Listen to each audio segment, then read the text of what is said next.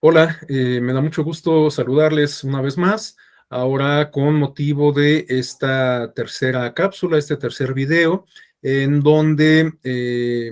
la idea es que nos centremos en destacar algunos aspectos que modificó la reforma del año 2014, sobre todo por lo que se refiere al impacto que tuvo esta reforma en la autoridad que antes era de tipo federal, el Instituto Federal Electoral, y que a partir de la reforma del año 2014 se convirtió en una autoridad con competencia nacional. Bueno, comentábamos en el video anterior, y ustedes tuvieron oportunidad de checar esto en las lecturas correspondientes, que a partir de la reforma del año 2007 se sentaron las bases de lo que se ha dado por llamar el modelo de comunicación política. Esto derivado del conflicto postelectoral que se generó con la elección del año 2006, una elección que ustedes recordarán fue sumamente cerrada, sumamente competida, perdón, en donde el margen de diferencia entre el primero y el segundo lugar fue alrededor de medio punto porcentual. Es una circunstancia, una situación inédita. Nunca habíamos tenido, me parece, una elección tan cerrada y bueno, pues esto generó un grave conflicto postelectoral. De hecho, bueno, pues todos sabemos que el partido, o mejor dicho, el candidato que terminó en segundo lugar en aquella elección es el actual presidente. Bueno, esta cápsula la estamos grabando en 2022, el presidente Andrés Manuel López Obrador. Bueno, en aquella ocasión fue la primera vez que el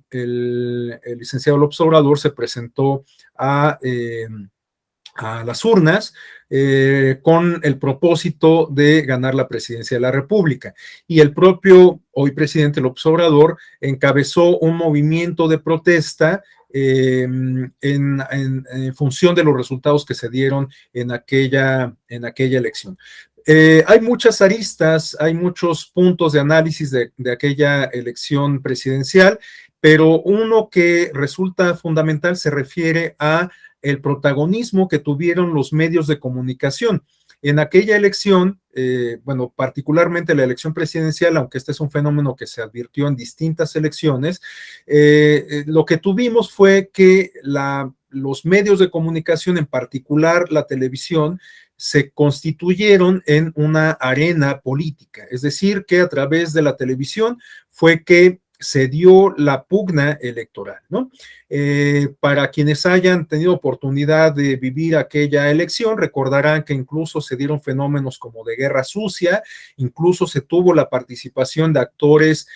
tradicionalmente ajenos a la contienda electoral, como es el caso del sector empresarial, y bueno, por primera ocasión estos particulares participaron contratando espacios en radio y televisión con el propósito de mermar las preferencias electorales, en particular hacia el candidato Andrés Manuel López Obrador, y de forma velada beneficiar o hacer proselitismo en beneficio del candidato postulado por el Partido Acción Nacional, que al final terminaría ganando la elección. Estamos hablando de Felipe Calderón Hinojosa. Bueno, este fenómeno de mediatización de la política que se observó en el año 2006 tuvo como consecuencia una respuesta por parte del órgano legislativo. De tal suerte que en el año 2007 tuvimos una reforma constitucional que buscó regular el acceso a el espacio o a los espacios de radio y televisión, y sentó algunas bases de regulación en torno a el acceso en general a los medios de comunicación y al uso de recursos públicos por parte de las autoridades del Estado. De tal suerte que, por ejemplo, se incorporó el artículo 134 constitucional a efecto de incorporar un principio que ha resultado crucial en la dinámica comicial y que se refiere al principio de imparcialidad. Es decir, que las autoridades, todas las personas que integran las autoridades del Estado, las autoridades gubernamentales, deben de respetar este principio de equidad de imparcialidad, y en tal sentido los recursos que tengan a su resguardo o bajo su responsabilidad deben de ser ejercidos con absoluta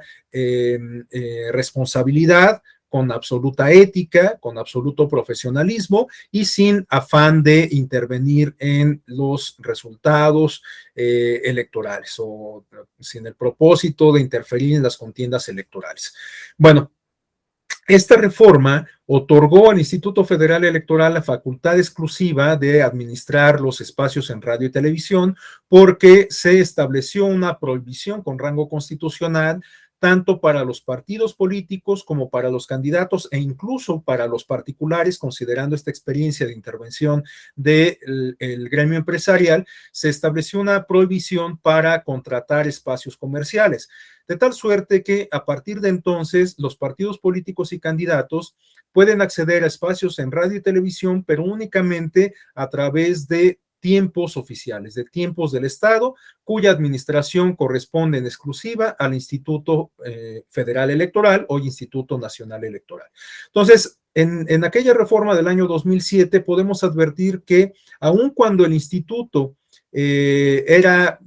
digamos, de composición de naturaleza federal, se le otorgó una competencia de tipo nacional, ya que a todos los partidos políticos y a todos los candidatos de las distintas elecciones, no solo las federales, sino también las que se dan en el ámbito de los estados, estaban sujetos a esta regulación y por lo tanto el Instituto entonces Federal Electoral se encargaba de la administración de estos tiempos del Estado en el ámbito de las entidades federativas. Entonces, reitero, aun cuando se trataba de una autoridad federal, se le concedió esta competencia de tipo nacional.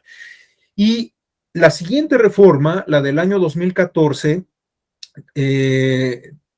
de alguna forma reconfiguró todo el sistema electoral en nuestro país. Dio como resultado un sistema electoral híbrido en donde la autoridad dejó de tener este carácter exclusivamente federal y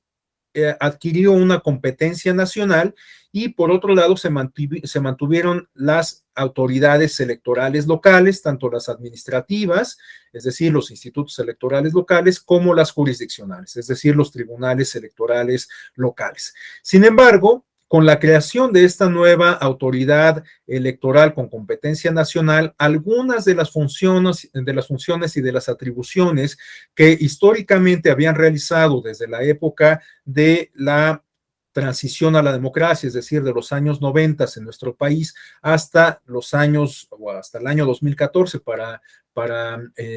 ser concretos, bueno, pues esas actividades, esas funciones y atribuciones que durante más de una década, casi dos décadas, desempeñaban las autoridades electorales locales, a partir de la reforma del año 2014,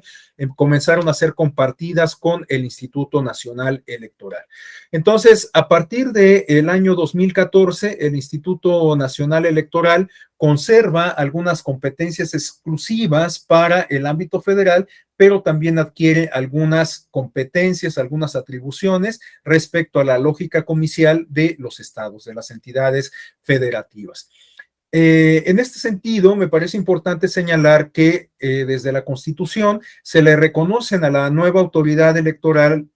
con competencia nacional algunas facultades o atribuciones especiales que se refieren a tres supuestos: la facultad de asunción, la facultad de atracción y la facultad de delegación. Estas facultades especiales, pues de alguna manera podríamos inferir a qué se refieren a partir de la propia denominación. Cuando hablamos de una facultad de asunción, de lo que estamos hablando es de que la autoridad nacional, el Instituto Nacional Electoral, puede asumir todas las funciones que competen a la autoridad electoral local, es decir, a un instituto electoral de algún estado de la República en específico, en función de alguna circunstancia particular, ¿no? También, en función de alguna circunstancia, de algún contexto particular, puede ser que el Instituto Nacional Electoral ejerza esta segunda función o atribución especial que se le reconoce, reitero, desde la Constitución, pero también en la legislación secundaria. Estamos hablando de la función especial de la atracción. En estos casos puede atraer el Instituto Nacional Electoral algún asunto propio de la lógica comicial de los estados con el propósito de fijar algún criterio de interpretación para escenarios futuros con similitud a la circunstancia que dio motivo al ejercicio de la propia facultad de atracción. Y por último, tenemos la facultad de delegación. En este caso estamos hablando de que se constituyó la autoridad nacional, atrajo algunas de las competencias tradicionalmente propias de las autoridades electorales, pero a partir de esta facultad de delegación es posible que el Instituto Nacional Electoral en la práctica devuelva algunas de esas funciones que antes tenían los soples, o bien que delegue alguna otra que históricamente sea propia del Instituto Nacional Electoral. Entonces, bueno, estas tres facultades se pueden reconocer o se reconocieron a partir de la reforma constitucional del año 2014. También es importante señalar que a partir de que se creó este sistema nacional de elecciones, se incorporaron algunas figuras que podríamos considerar más de tipo técnico, a la luz de esta redistribución de competencias y atribuciones que se dio entre la autoridad nacional y los organismos electorales locales, que de hecho a partir de la reforma del año 2014 son conocidos de manera genérica como OPLES, organismos públicos locales electorales. Bueno, algunas de estas novedades de carácter técnico que se incorporaron a la legislación a partir de este rediseño del sistema electoral nacional se refieren a la incorporación de la casilla única. Esta figura es sumamente interesante porque ustedes recordarán que hasta antes de la reforma del año 2014, cuando había elecciones concurrentes, resultaba que se instalaba una casilla por parte del Instituto entonces Federal Electoral para recibir la votación correspondiente a la elección federal, ya sea que se tratara de la renovación de la Cámara de Diputados en una elección intermedia o bien en el contexto de una elección general, pues bueno, la casilla federal instalada por el IFE permitía recabar la votación para la elección de la Presidencia de la República, el Senado de la República y la Cámara de Diputaciones. Y por otro lado, muchas de las ocasiones en el mismo espacio físico se instalaba también una casilla para recibir la votación de la elección local. Reitero, esto en una elección concurrente. Entonces, bueno, en la práctica, las y los ciudadanos acudíamos a estas casillas y entonces nos presentábamos en la casilla instalada por el IFE y votábamos para presidente de la República, senadoras y senadores y diputados o diputadas. Y después en el mismo espacio físico, pues simplemente caminábamos unos pasos y depositábamos nuestros votos para elegir a los integrantes del ayuntamiento, la legislatura local y al gobernador de nuestra entidad. Bueno, a partir de esta reconfiguración del sistema electoral, fruto de la reforma del 2014, les digo que se incorporó esta figura de la casilla única, que ahora permite en una sola casilla recabar la votación tanto federal como local. De tal suerte que en el contexto si en el contexto de una elección concurrente, en una sola casilla depositamos nuestros votos para presidente, senadores, diputados locales, integrantes del ayuntamiento y gobernadores, ¿no?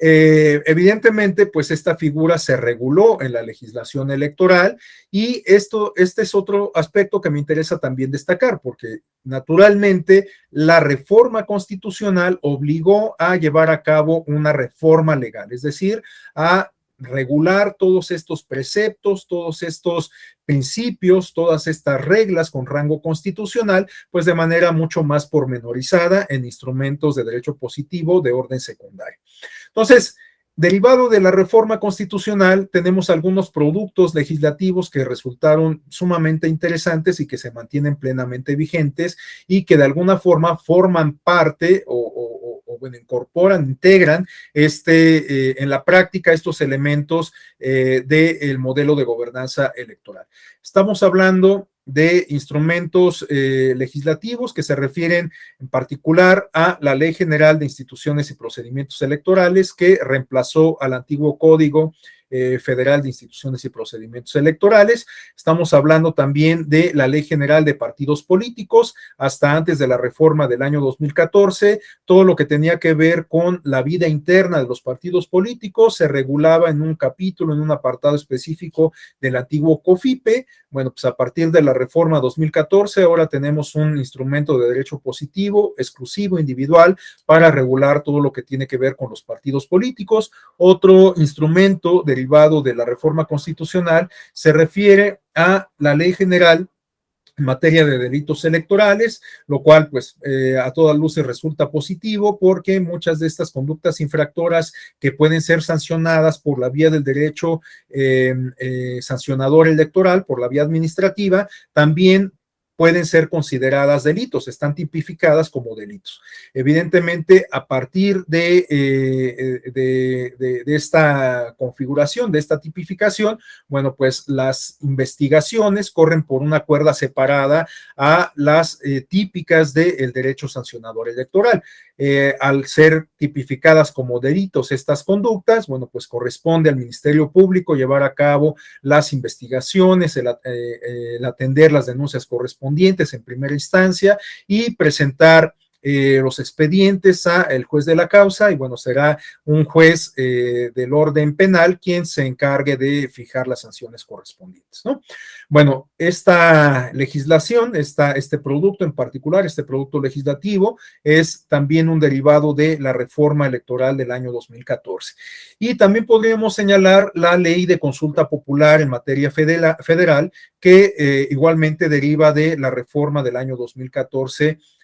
que se aplicó a la Constitución. Bueno, esta ley federal de consulta popular apenas se puso en práctica el año pasado con esta iniciativa que fue promovida particularmente por el presidente de la República, que, bueno, pues en la práctica tuvo una participación muy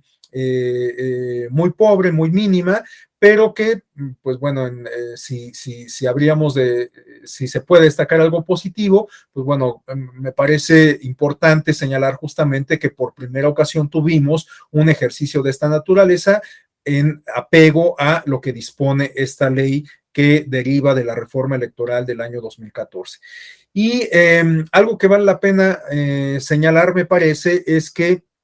en la Ley General del Sistema de Medios de Impugnación en materia electoral, en realidad no tuvo modificaciones sustanciales derivado de esta reforma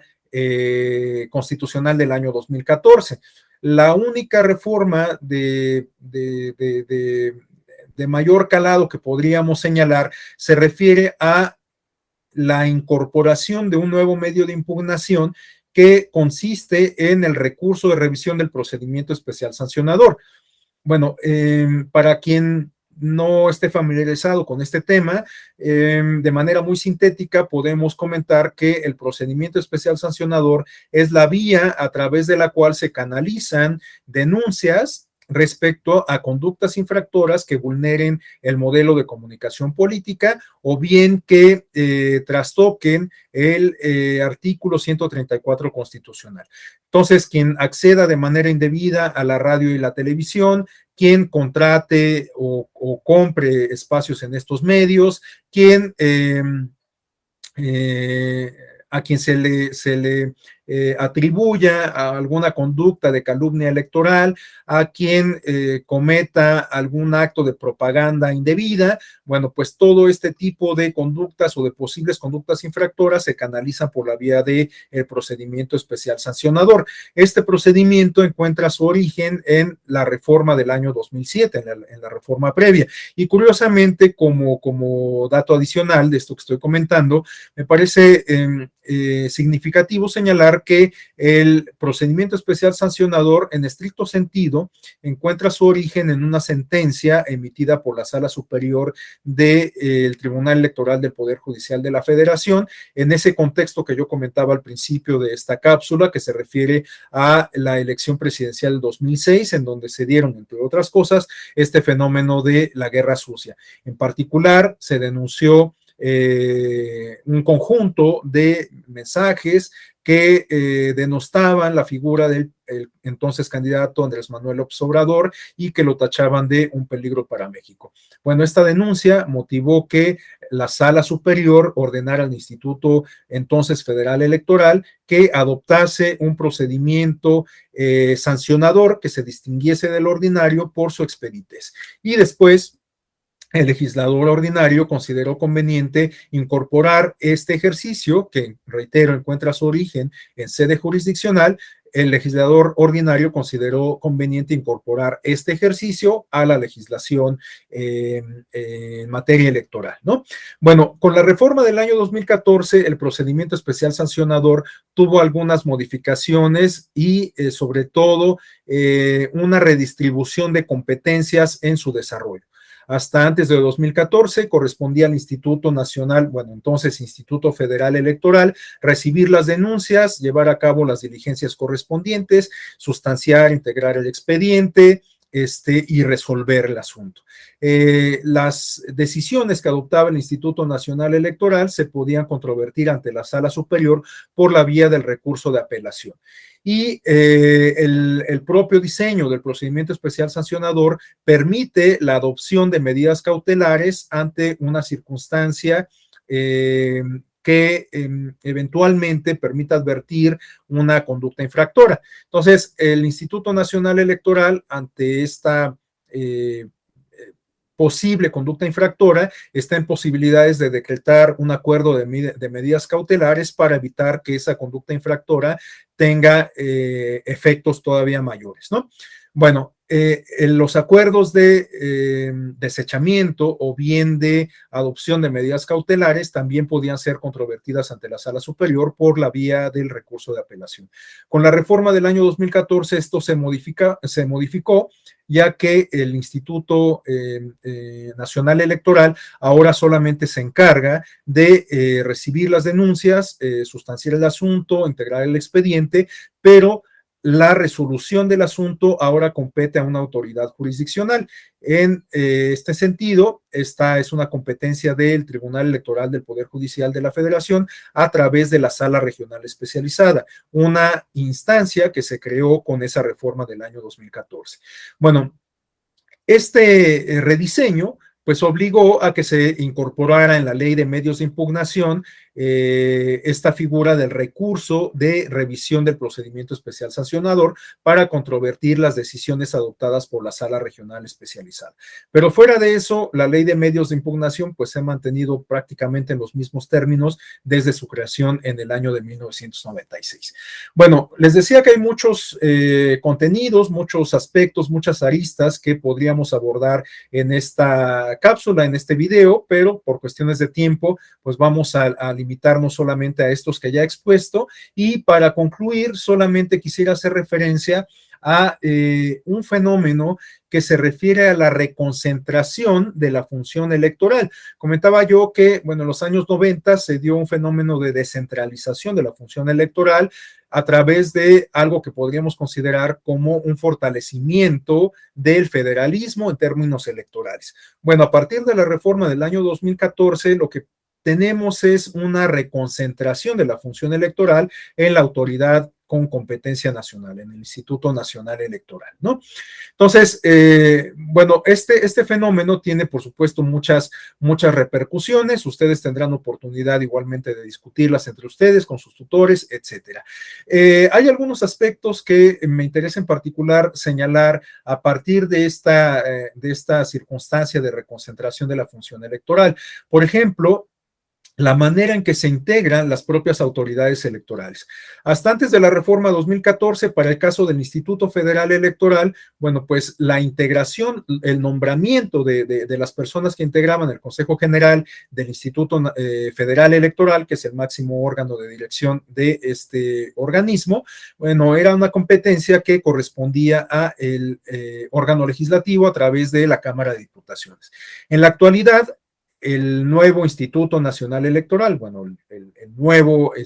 a partir del año 2014, se integra también a partir de los nombramientos que hace la Cámara de Diputados o la Cámara de Diputaciones, ¿no? Pero para el caso de las autoridades electorales locales, esta forma de integrar estos organismos se modificó, porque hasta antes de la reforma correspondía a las legislaturas locales, es decir, a las cámaras de diputados de diputaciones de cada estado de la República, correspondía a estas instancias hacer los nombramientos de los consejeros y las consejeras electorales de los institutos locales electorales. A partir de la reforma 2014, ahora la autoridad encargada de hacer estos nombramientos no es un órgano de representación política, sino es un órgano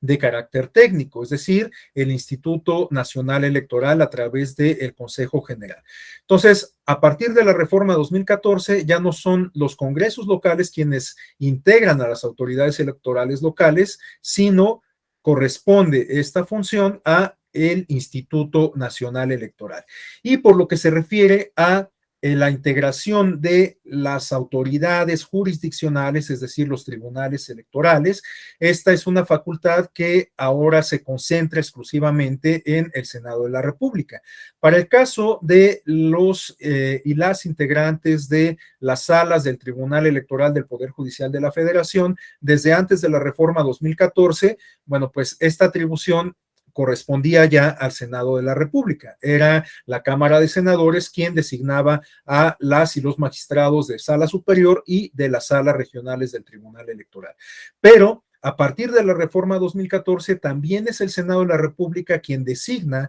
a los tribunales o a quienes integran los tribunales electorales en las entidades federativas y ya no corresponde a las legislaturas locales. Es decir, que prácticamente a partir del año 2014 se eliminó esta facultad a las legislaturas locales de integrar a sus propias autoridades electorales. Esto, bueno, pues está abierto a discusión en términos justamente de federalismo electoral. Y bueno, pues de hecho parte de las actividades de aprendizaje que ustedes van a desarrollar con motivo de esta segunda semana tienen que ver justamente con analizar si este esquema, si este modelo nacional de elecciones con estas y otras implicaciones que tiene es el ideal. Esto pues ustedes tendrán oportunidad de discutirlo, de analizarlo en estas actividades de aprendizaje. Y por lo pronto, bueno, pues hasta aquí dejaría la intervención a mi cargo en este segundo video y nos veremos en el video de la próxima semana. Muchísimas gracias a todas y a todos.